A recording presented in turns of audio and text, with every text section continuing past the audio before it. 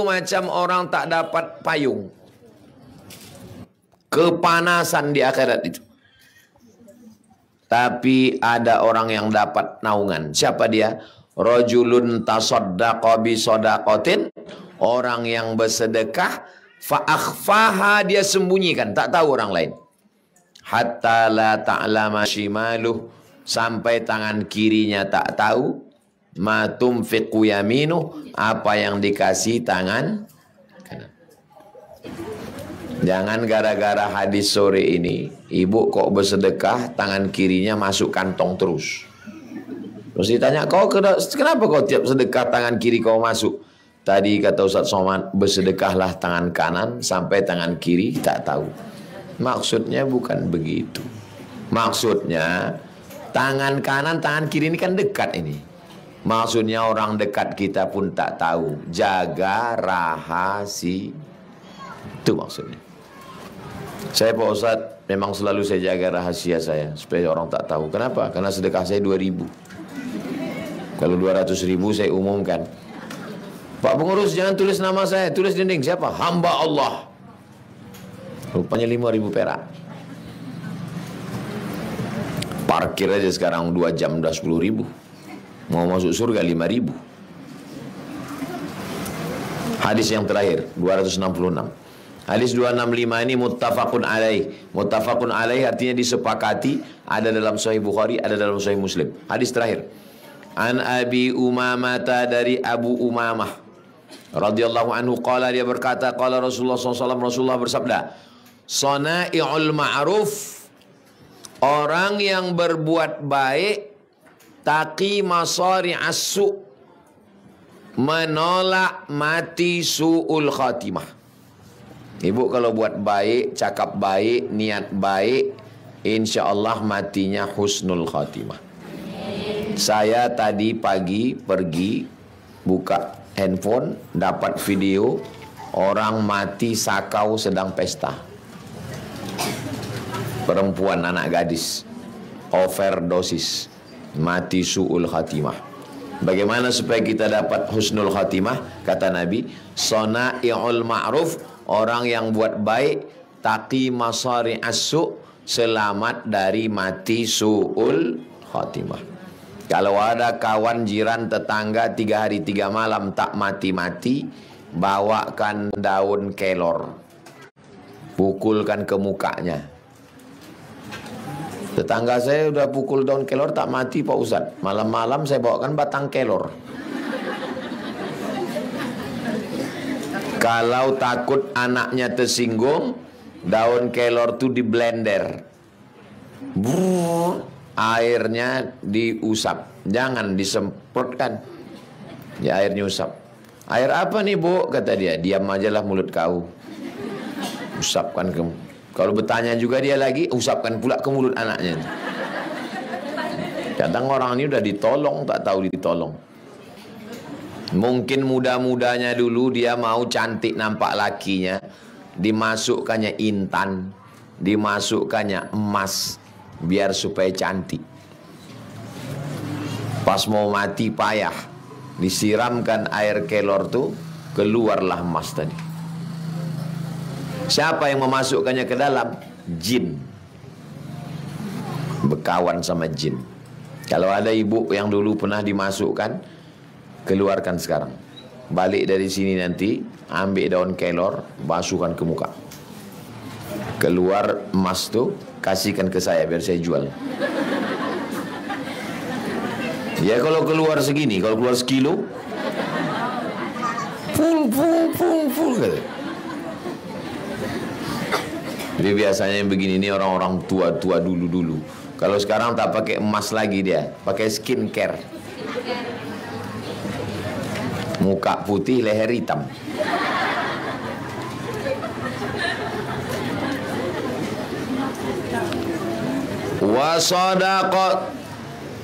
Wasadaqatu sirri, sedekah yang sirri. Sir artinya rahasia. Sedekah yang sirri, tudfi'u ghadabar rabbi, memadamkan marah Allah. Macam mana supaya Allah tu tak marah sama kita? Sedekah diam. Wasilaturrahim, silaturrahim tazidu fil umuri. Silaturrahim menambah umur. Jadi ibu kemari 4 kali. Jumat 1, Jumat 2, Jumat 3, Jumat 4. Jumat 5 ada sini. Ada Jumat 5. Jumat 5 pun datang juga. Tambah lagi subuh Rabu.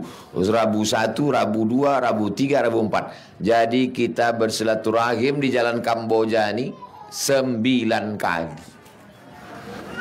Jumat 1, Jumat 2, Jumat 3, Jumat 4, Rabu 1, Rabu 2, Rabu 3, Rabu 4, tambah kalau ada 5, 9 kali. Abdul Somad kasih jadwal untuk orang Jalan Kamboja sebulan sebanyak 9 kali. Cukup apa tak cukup? Cukup. Tak ada alasan orang Rimbo Panjang Jalan Kamboja. Apa itu Ustaz Somad itu?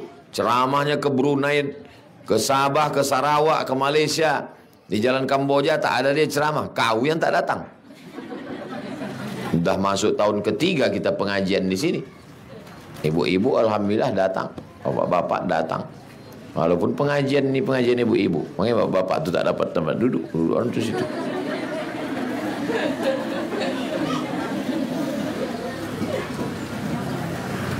Rawahu Tabrani, hadis ini diriwayatkan Imam At-Tabrani bisanadin hasan. Sanadnya hasan. Sanadnya sanad hasan. Sahih hasan. Di bawah sahih hasan. Itulah hadis kita. Selanjutnya pertemuan Jumat bulan Maret nanti 267.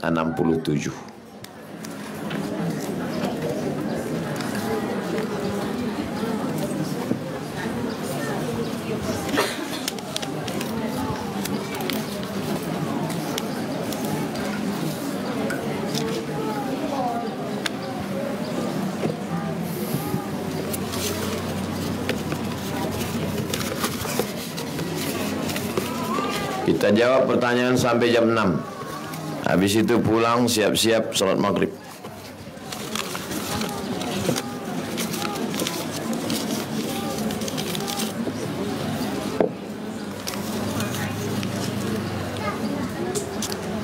Ada istilah di masyarakat, mulut orang tua ni asin. Apa yang disumpahnya terkabul. Apakah berlaku sumpah orang tua posisinya dalam keadaan salah, berdebat dengan anaknya. Anaknya ingin membenarkan tapi malah disumpahnya. Kusumpah kau jadi monyet, katanya. Apakah terkabul doa orang tua itu? Kalau niat anaknya itu baik, amar ma'ruf nahi mungkar, caranya baik, maka tak dikabulkan Allah. Karena Allah hanya mengabulkan yang baik-baik saja. Kalaupun dikabulkan Allah, ada hikmah di baliknya. Nah, itu dia. Kalaupun dikabulkan Allah, di baliknya ada hikmah. Mana contohnya Pak? Tak baik dikabulkan Allah. Ada laki-laki namanya Juraij. Siapa namanya? Juraij ini kerjanya beribadah aja. Makanan diantar, pakaian diantar, tak pernah dia keluar. Datang emaknya memanggil, "Ya Juraij," dia diam tak menyaut. "Ya Juraij," dia diam tak menyaut. Panggil ketiga kali, "Ya Juraij," dia diam tak menyaut. Jangan matikan Juraij sebelum biji matanya menengok wanita tuna susila. Kira-kira cakapnya ini baik apa tak baik? Jangan matikan Juraij sebelum biji matanya menengok wanita tuna susila. Menengok wanita tuna susila mana baik? Dikabulkan Allah apa tidak? Kabulkan.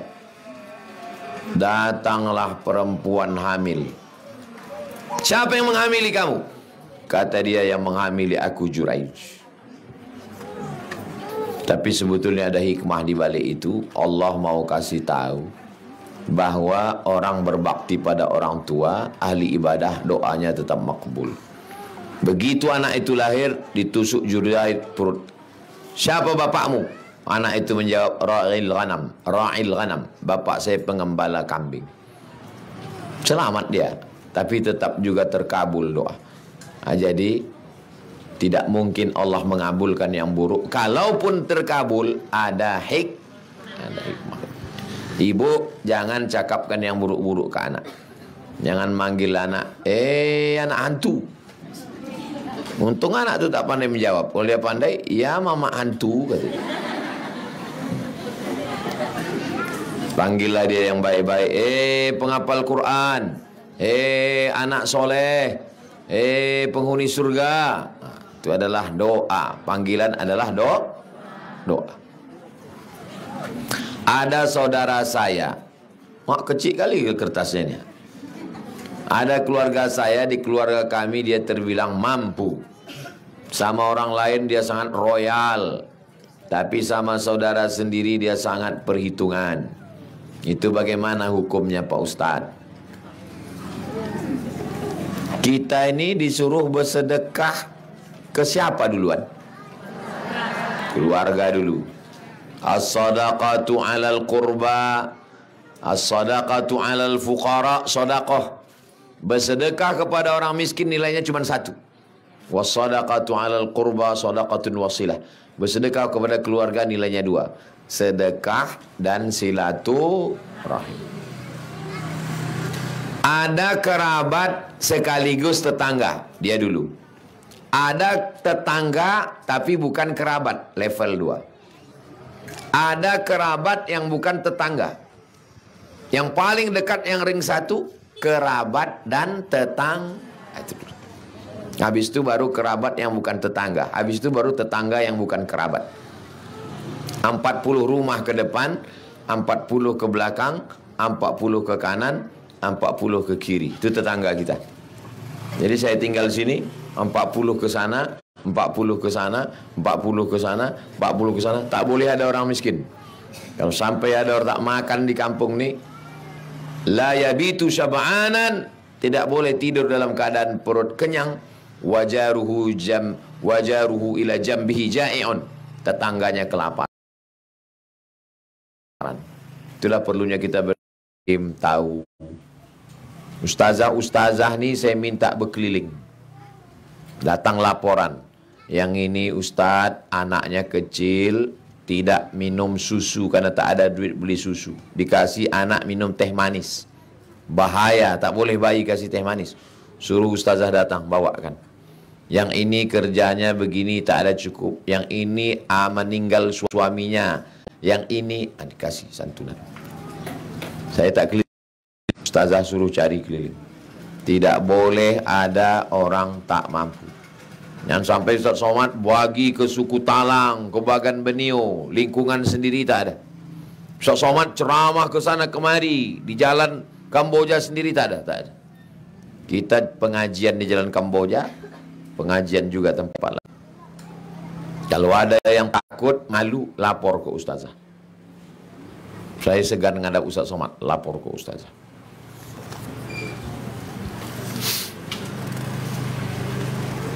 Kedua orang tua sudah meninggal. Kebetulan almarhum ayah PNS. Jadi saya dapat pensiunan. Apakah saya wajib mengeluarkan zakat mal? Kalau seorang ayah meninggal, keluar pensiunnya, siapakah yang berhak menerimanya? Yang pertama istri 1/8 kalau ada anak. Yang kedua anak laki-laki 2 kali bagian anak perempuan. Sisanya anak perempuan.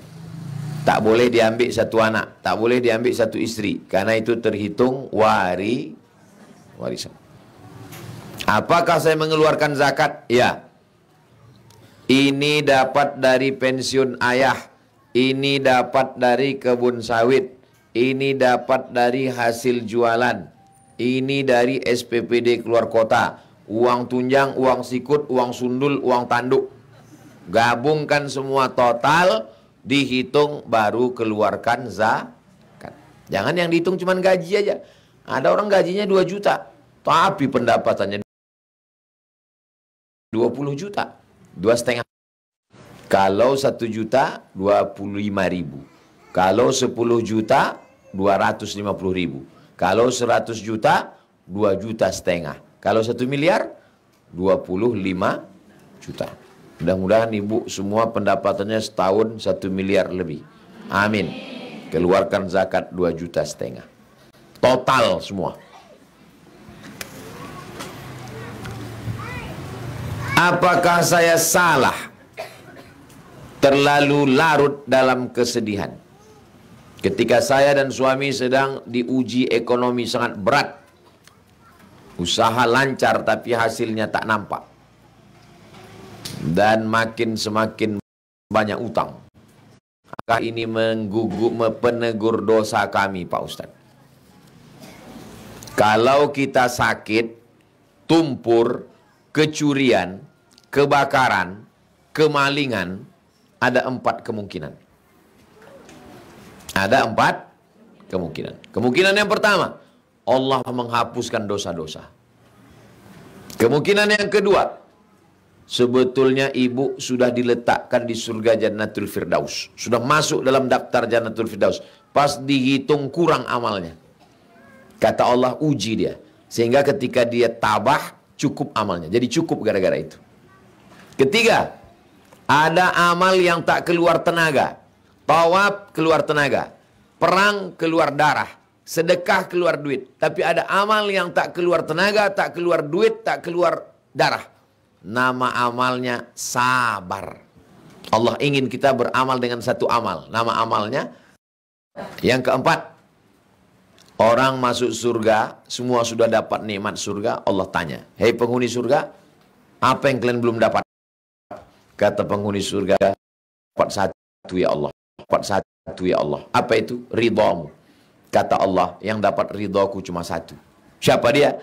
Yang dapat ridhaku, orang yang ridha menerima takdirku. Sebetulnya Allah ingin kita beramal dengan ridha. Ridha itu apa? Ridha itu tak melawan. Itu arti ridha. Ridha, pernah menengok mayat dimandikan, waktu dicucuk hidungnya melawan dia. Begitulah ridha itu. Tak melawan, itu arti ridha. Kalau masih melawan, belum ridha lagi. Tak melawan. Yang kita katakan hanya raditu billahi rabbah. Itulah dia ridha. Jadi kalau kita mengalami kesulitan hidup, ada 4 kemungkinan. Jelas apa tak jelas? Jelas. Siapa bilang Ustaz Somad tak jelas? Ada statement mengatakan sulit orang dapat anak karena ada dosa yang menghalangi. Jadi kalau gitu orang yang berzina itu tak ada dosa lah dia. Ini logika apa ini? Ini orang yang berpikir begini mesti diantukkan kepalanya ke tiang. Jadi orang yang berzina dapat anak itu berarti tak ada dosa dia. Makanya beragama itu rasional, berpikir. Allah kasih kita akal. Kurang akal minum ayaka. Tidak ada utak makan utak-utak. Kalau demikian bagaimana yang alim ustazah yang sulit dapat anak? Nabi Ibrahim 86 tahun baru dapat anak. Berdosa rupanya Nabi Ibrahim. Kalau sampai kita menuduh Nabi Ibrahim berdosa, rusak akidah kita. Karena Nabi itu maksum tak berdosa. Allah cuma ingin melihat ibu sujudnya lebih lama. Allah cuma ingin melihat bapak berdoa meneteskan air mata. Tak ada yang sulit bagi Allah. Inna ma amruhu iza arada syai'an ayakula lahu kun. Menikah dengan Sarah. Apa kata orang? Sarah mandul, tak akan punya anak. Menikah Nabi Ibrahim dengan Hajar. Hajar melahirkan anak namanya Ismail. Umur Nabi Ibrahim 86 tahun. Setelah umur Ismail 13 tahun, 86 tambah 13 99 tahun mengandung Sarah. Sarah yang sudah tua, yang kata orang mandul tak punya anak tuh, mengandung Sarah. Lahir anak laki-laki namanya Ishak. Apabila Ismail lahir 2 kali. Nyari gara-gara aja ibu-ibu ini. Awak yang ceramah, dia pula yang linglung.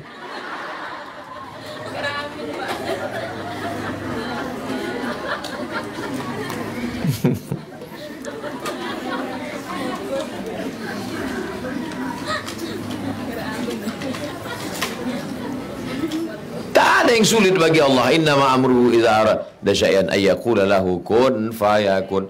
Fa subhanalladzi biyadihi malakutu kulli syai'in wa ilaihi turja'un. Jadi jangan mudah kita menuduh orang dosa. Padahal hari-harinya ahli rajin ibadah, dosa seberat apa yang bisa menghalangi? Malah sering gak jelas buat dosa, malah mudah dapat anak. Banyak orang tak sholat, tak puasa, bersinnya, hamil istrinya.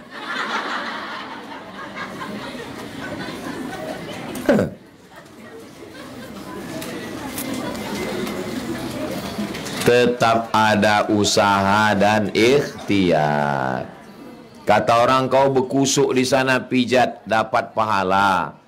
Kau ikut di sana akupunktur dicucuk pakai jarum dapat pahala.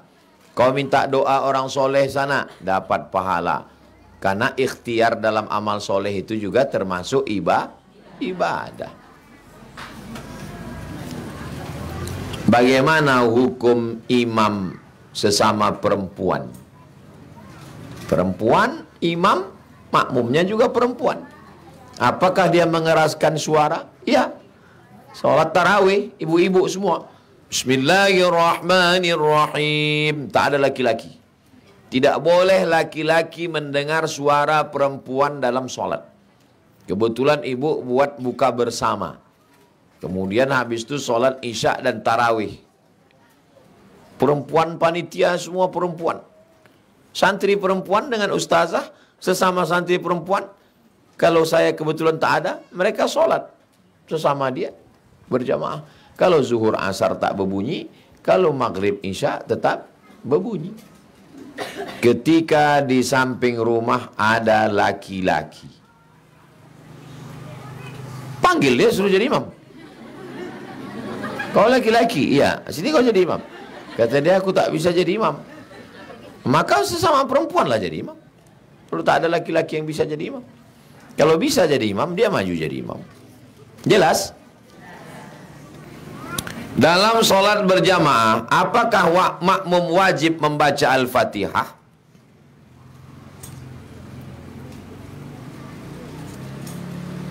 Mazhab Syafi'i, makmum wajib baca Al-Fatihah.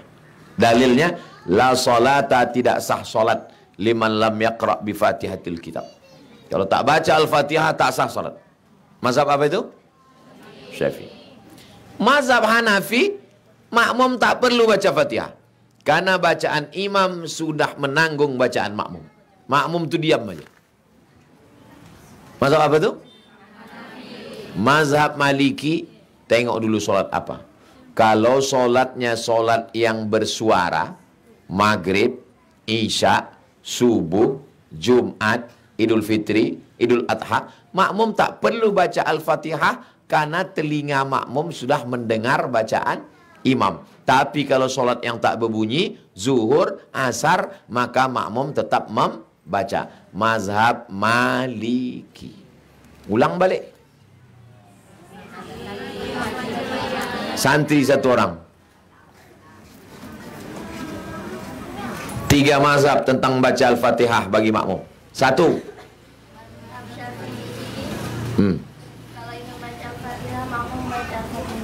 Makmum wajib membaca Al-Fatihah. Mazhab kedua.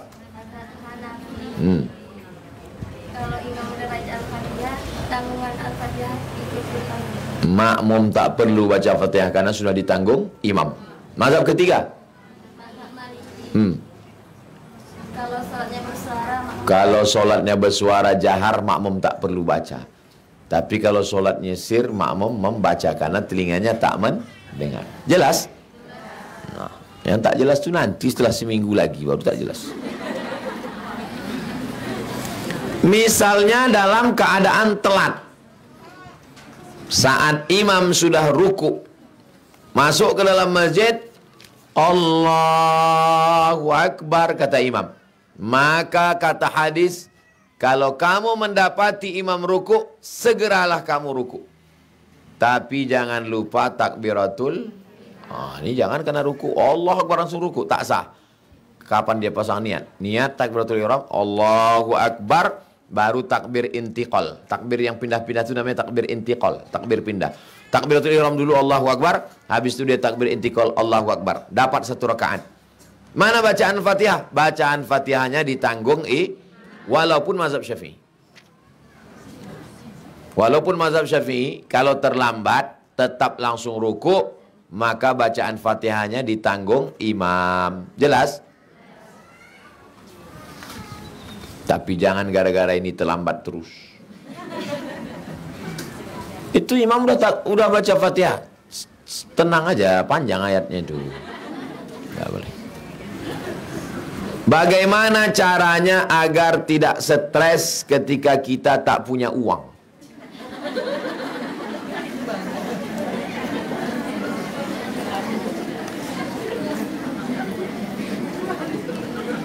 Yang pertama, apakah duit banyak itu cukup? Tidak. Maka dalam hidup jangan banyak kebutuhan. Setiap kita banyak keinginan, pasti banyak pengeluaran, akan banyak hutang. Saya seumur hidup tak pernah berhutang. Waktu kuliah 4 tahun di Mesir tak pernah saya berhutang. Karena saya tak banyak keinginan. Apa yang ada, hidup saya gitu. Saya jadi PNS 2008 sampai keluar PNS 2019 tidak pernah menggadaikan SK ke bank sekalipun. Maka saya dibilang PNS bodoh karena tak mau pinjam duit. Saya tak mau punya utang. Bagi saya hidup biasa-biasa aja. Semakin banyak keinginan, semakin banyak utang, semakin stres. Apalagi hidup sekarang menengok orang mendongak ke atas. Saya termasuk hidup yang biasa-biasa saja. Jadi masalah duit ini jangan sangka orang yang punya duit itu cukup. Tidak. Orang semakin banyak duit semakin besar keinginan. Dulu ketika gaji guru rendah dianggap naik kasih tunjangan. Ternyata setelah kasih tunjangan tetap tak cukup. Kenapa? Karena dulu waktu rendah dia pakai sepeda motor. Begitu tunjangan dia ambil kredit mobil. Makin stres. Bunyi klaksonnya pun kredit. Maka hidup yang tenang adalah hidup dengan apa adanya. Ada duit beli mobil. Tak ada duit pakai motor. Tanya Bu Ides. Saya pertama pulang ngajar Bu Ides tuh kampus beliau saya ngajar. Bertahun-tahun saya pakai motor, tetap saya putih. Ngapain kita mesti hidup high class, hebat, mewah, ngutang? Tak pernah saya ngutang.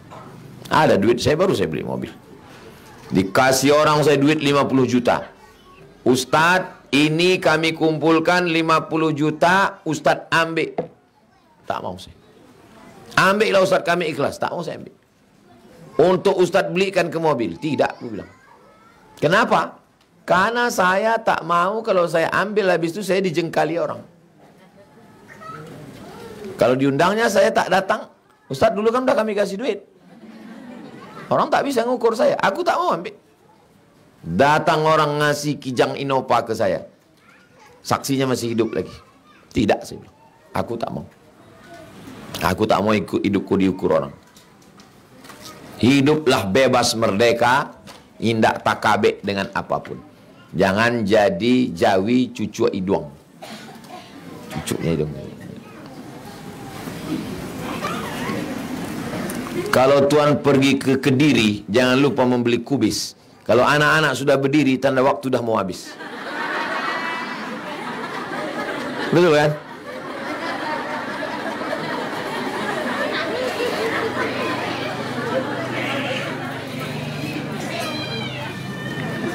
Bagaimana caranya bertaubat menghilangkan semua dosa? Caranya pertama mandi taubat. Aku berniat mandi taubat lillahi ta'ala. Basah dari ujung rambut ke ujung kaki. Habis itu solat sunat taubat. Usolli sunnatat taubat raka'ataini lillahi ta'ala. Habis itu beristighfar. Astaghfirullahalazim alladzi la ilaha illa huwal hayyul qayyum wa atubu ilaih. Paling bagus sayyidul istighfar. Allahumma anta rabbi la ilaha illa anta khalaqtani wa ana abduka wa ana ala ahdika wa wa'dika masata'tu a'udzubika min syarri ma sana'tu abu'u laka bi ni'matika alayya wa abu'u bi dzambi faghfir li fa innahu la yaghfiru dzunuba illa anta. Dosa kepada Allah diampunkan. Bagaimana dengan dosa kepada manusia? Dua. Kalau terkait utang piutang, barang yang belum balik, balikkan, bayar. Pinjam meminjam, balikkan. Sakit hati, minta maaf. Bagaimana kalau dia tak memaafkan kita? Bukan urusan. Yang penting kita minta maaf. Tapi jangan dibilangkan, yang dibilangkan. Maksudnya, aku minta maaf sama kau ya, tapi terserah kau lah, mau maaf, maaf tidak. Bukan, jangan gitu.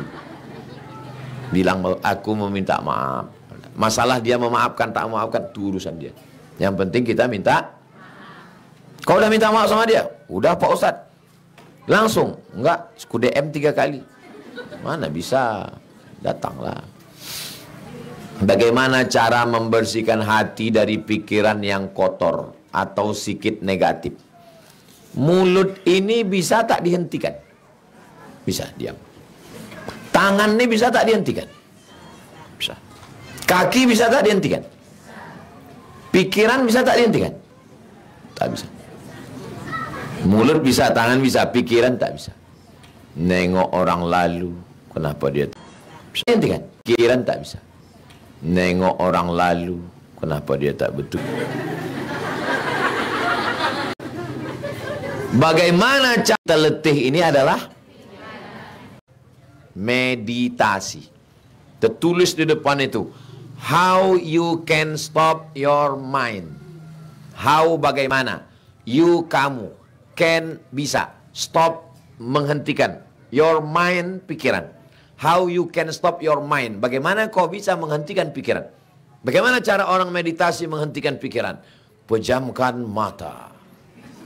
Amati nafas Anda. Tarik dalam. Hembuskan. Tarik. Tarik. Hembuskan. Begitu cara mereka meditasi. Dalam Islam tidak. Bagaimana cara menghentikan pikiran? Berzikir. Makanya mereka yang hafal Quran ini, cara mereka menghentikan pikiran, waktu dia murojaah, waktu dia mengulang hafalan, pikiran dia sedang fokus ke Quran sehingga tak mikirkan yang lain.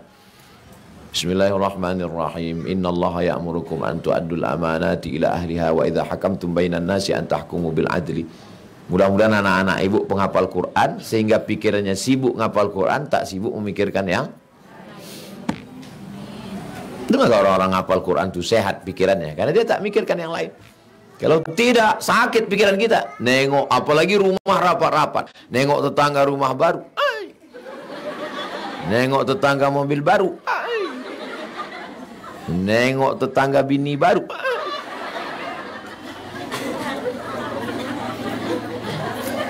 Tetangga membeli kulkas, awak yang kedinginan. Betul apa tidak? Ah, betul kata Ibu. Indah disiko, ditampek lain. Jadi cara menghentikan pikiran adalah dengan berzikir. Zikirnya Pak Ustadz, terserah. Subhanallah bihamdihi subhanallahil azim, subhanallah bihamdihi subhanallahil azim, subhanallah bihamdihi subhanallahil azim. Atau afdalu dzikri fa'alam annahu la ilaha illallah. Di Riau ini ada sorga. Pernah ibu ke sorga? Surau Gadiang. Sorga namanya, Surau Gadiang. Jadi saya nyetir ke Rokan Hulu, Pasir Pengarayan. Sampai di Surau Gadiang, nampak kelipah-kelipah tarekat Naqsabandiyah bersorban.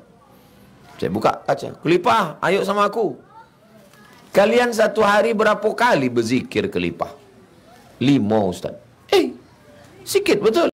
5.000 Ustaz. Zikirnya sehari 5.000. Itu maka orang Rokan Hulu yang tua-tua kelipah itu tak banyak cakap, diam. Tanya satu, jawab satu. Apa kabar kelipah? Sehat. Kenapa? Dia mengajar setorannya. Allah, Allah, Allah, Allah, Allah, Allah, Allah, Allah, Allah, Allah, Allah, Allah, Allah di sini, Allah di sini, Allah di sini. Allah, Allah, Allah, Allah. Kalau mau tidak banyak pikiran, maka berzikir. Baca Quran zikir, solawat zikir, tahlil zikir, tahtim zikir, baca yasin zikir, pengajian pun zikir. Pengajian ini zikir. Waktu ibu sedang ngaji nih, sempat mikirkan tetangga, kawan, artis, siapa yang jadi cerai, siapa yang tidak, ada pikir? Kan tidak kan? Nah itu maka pengajian ini disebut dengan majelis zikir. Jadi saya itu pisahnya di semenjak udah jam 6, cepat betul waktu ini. Semenjak ibu saya meninggal, keluarga dari ayah saya dekat semua. Sementara dulu mereka jauh dari kami. Karena saat ini kami buka usaha. Salahkah saya benci pada mereka? Tak boleh. Dulu waktu makku hidup tak ada kalian datang. Sekarang makku mati, usaha kami maju, kalian dekat. Tak boleh. Masalah dia jahat itu urusan dia sama Allah. Jangan gara-gara orang jahat kita jadi. Lalu apa beda kita sama dia? Dia jahat, urusan dia sama Allah. Kita tetap buat baik. Tapi dia Pak Ustaz sama mak kami begitu. Itu urusan dia sama Allah. Jadi pahala untuk mak kalian. Tetap buat baik sama dia. Dilemparnya mak kami pakai batu Pak Ustaz. Lempar dia pakai bunga. Kasih dia bunga, belikan dia bunga. Bunga yang kaca dari pasar bawah. Dia bongkak kepalanya. Apa benar menyapu malam hari itu menolak rezeki Pak Ustaz? Tak boleh menjahit malam. Tak boleh menyapu malam. Tak boleh. Saya lama merenung. Kenapa orang dulu melarang menjahit malam? Sekarang baru saya paham. Waktu itu belum ada listrik, takut tercucuk. Kenapa tak boleh menyapu malam? Tak nampak sampahnya, mana yang udah, mana yang belum. Jadi orang dulu tuh rasional. Jangan salahkan orang dulu. Itu salah, nenek moyang kita bodoh. Pintar anak nenek moyang kita. Cuman kita tak menangkap. Nah, jadi sekarang setelah terang benderang, menyapulah. Tak apa-apa. Apalagi dia pakai vacuum cleaner. Habis semua waktu membersihkan kamar disedot pakai vacuum cleaner. Lakinya pun hilang. Mana laki tadi? Mana laki tadi? Udah masuk ke vacuum. Bagaimana menggunakan pakaian sementara dipakai lap? Itu juga katanya menolak rezeki. Saya kurang setuju kalau baju singlet kain dijadikan lap. Di dapur bagusnya tak usah. Sedekahkan, bagikan ke panti kemana. Jangan dijadikan lap karena kurang baik, negatif, tak elok. Kalau kain tak apa-apa, kain panjang dijadikan alat ngepel tak apa. Bayangkan maaf nauzubillah. Kolor laki dibuat lap. Ini mau wirid yasin, ini mau wirid yasin. Datanglah orang tuh ke dapur. Bu, biar saya bawa tehnya. Tengok melap pakai. Iya, sebentar ya. Sebentar.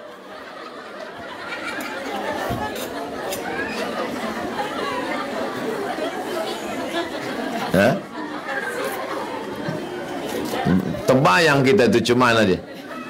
Langsung dia permisi, aku balik dulu Bu ya gitu. Terus aku balik gitu. Tahu Gus Dur, tahu Gus Dur. Gus Dur itu lebih dulu ke Mesir. Dia belajar di Kairo. Setahun dia di Mesir, datanglah anak Kiai Gontor, namanya Kiai Haji Abdullah Syukri Zarkashi. Bertamu ke rumah Gus Dur. Gus Dur ini orangnya kan bercanda.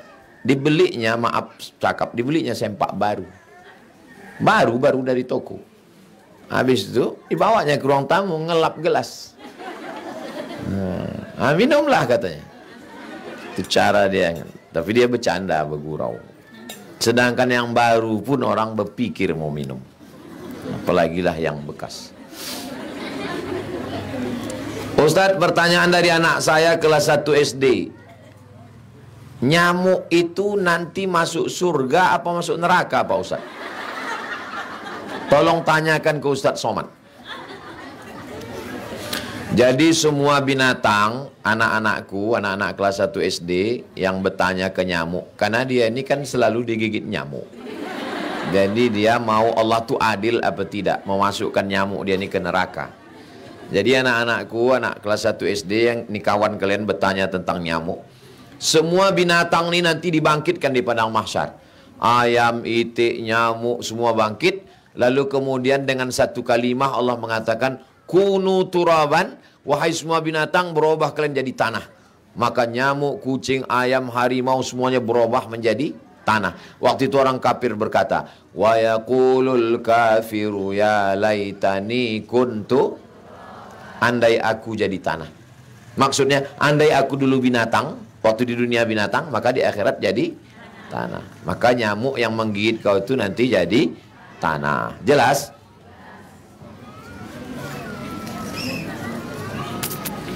Bagaimana hukum kita sebagai perangkat desa RT RW mendapat atau diberi uang dari orang yang telah dibantu seperti menyelesaikan surat tanah? Namanya gratifikasi. Kira-kira kalau kita tidak jadi pejabat, apa mungkin dia mengasih duit? Itu kan karena jabatan kan?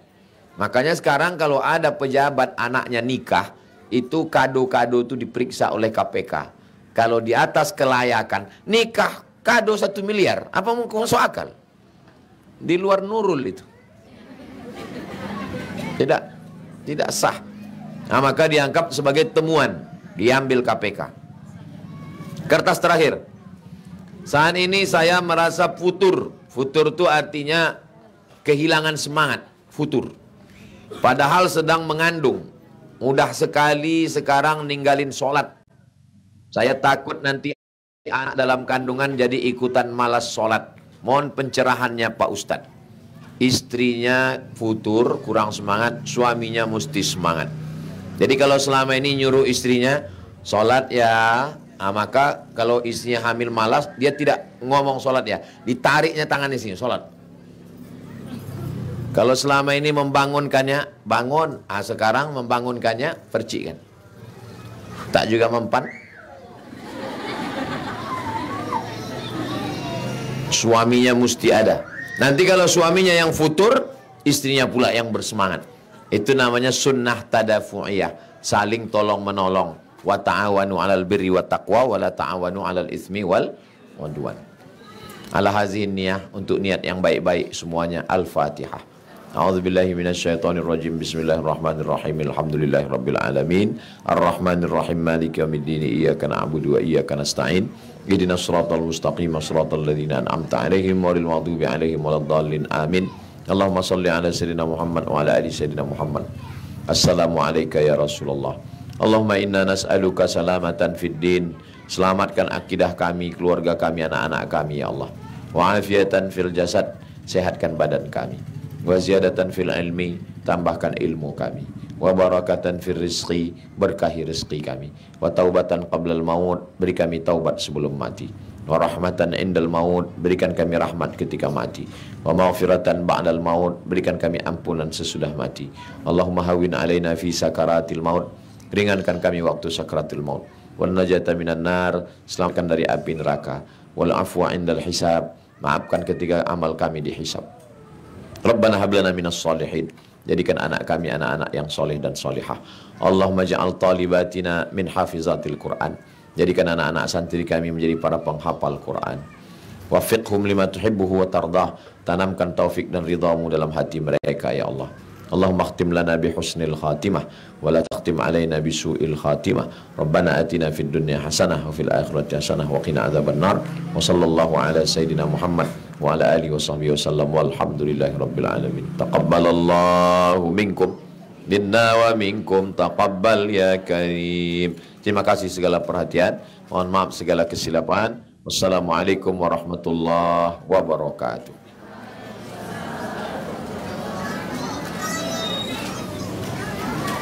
Saya mohon izin langsung berangkat ke masjid pengajian Isya di Mina.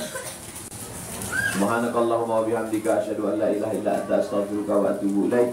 Wa sallallahu ala sayyidina Muhammad wa ala alihi wasallam walhamdulillahi rabbil alamin. Assalamualaikum warahmatullahi wabarakatuh. Ya, Mak. Sehat, Mak. Ya, di mana tinggal? Oh. Salam.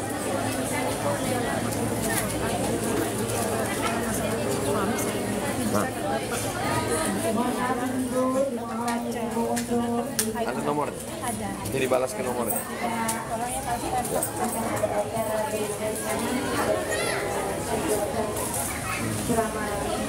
Izin Bu, buka jalan Bu. Sehat Bu Des. Alhamdulillah. Assalamualaikum.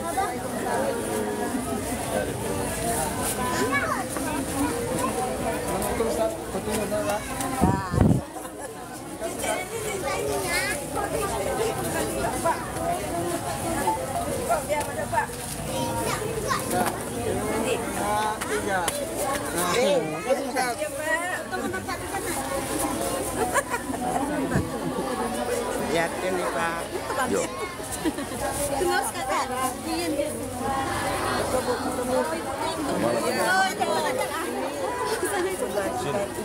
Jadi keponakan ibu.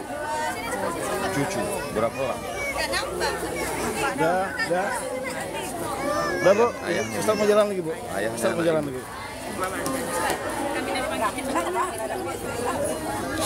Catat alamat ibu nih. Iya, Pak. Dengan nomor handphone. Iya, Ustaz. Yatin. Catat. Iya Ustaz. Iya, Pak. Ibu ini cucunya yatim. Tinggal di sini catat alamat nomor. Ini dia.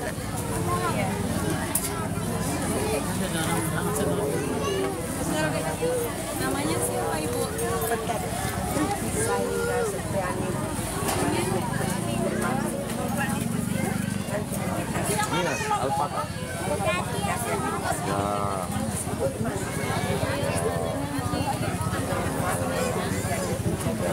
Dasar 5.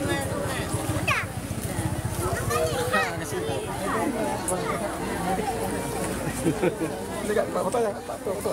Foto cepat. Udah. Udah nak? Udah nak? Sudah. Suruh Bapak memfotokan sayangku. Foto dulu. Dek, fotokan ini. Pak, fotokan sini. Ustaz, fotokan dia dulu Ustaz. Foto cek Dek. Pak, tolong Pak. Tolong Pak. Dipoto tadi. Iya, pulang lagi. Ah, dapat ya. Yo. Masih mau kemana? Mohon kita sudah Ikut. Sampai jumpa di Sumbar Ustaz. Iya, Bang.